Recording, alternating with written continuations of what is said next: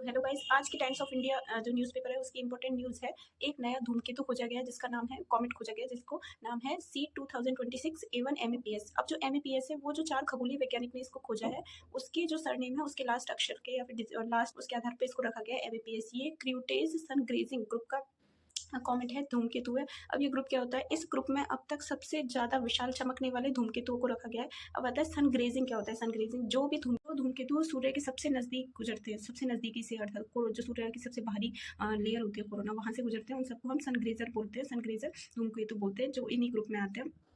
ये जो धूमकेतु है वो अप्रैल 2026 तक सूर्य के निकट सबसे नज़दीक मतलब कोरोना की जो हमारी बाहरी लेयर है कोरोना, वहाँ से गुजरता हुआ दिखेगा। इसका जो पाथ होगा वो पेरीहेलियन होगा।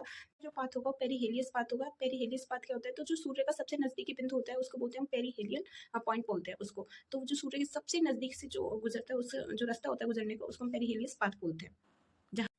ये जो धूमकेतु है वो अप्रैल 2026 तक सूर्य के सबसे नज़दीक कोरोना के पास से गुजरता हुआ दिखेगा, जहाँ पर सूर्य का जो ग्रेविटी होगी और जो गर्मी होगी वो इसको तोड़ भी सकती है, इसके भाग भी कर सकती है। लेकिन अगर इसका जो न्यूक्लियस बहुत ज़्यादा पावरफुल हुआ तो ये दिखेगा, मतलब कि बना भी रहेगा। उस समय सबसे ज़्यादा इसका प्रभाव देखने को मिलेगा सदर्न हेमिस्फीयर में, इसका प्रभाव सबसे ज़्यादा देखा। अब इतना तो पढ़ लिया, लेकिन एक बेसिक क्वेश्चन है कि कॉमेट क्या होता है, अर्थात धूमकेतु क्या होता है। तो धूमकेतु या कॉमेट वो बर्फ, गैस या धूल के जो छोटे छोटे कण होते हैं उनसे बना हुआ एक छोटा खगोलीय पिंड होता है जो सूर्य के चारों ओर परिक्रमा करता है।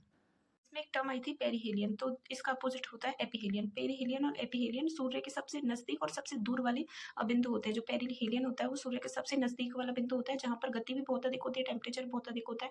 इसके अपोजिट जो एपीहेलियन सेंटर या पॉइंट होता है वहाँ पर गति भी कम होती है, टेम्परेचर भी कम, अर्थात सूर्य का सबसे दूरस्थ बिंदु होता है। तो ये है पेरीहेलियन और एपीहेलियन।